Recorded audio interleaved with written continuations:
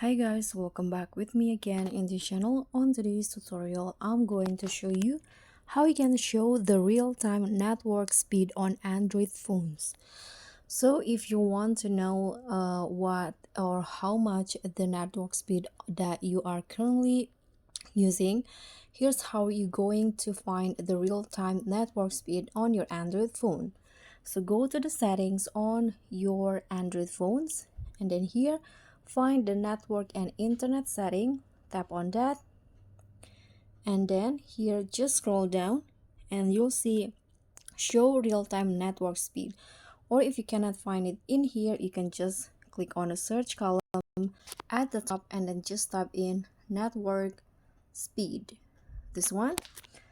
So here you can go to the settings, display and brightness, and status bar.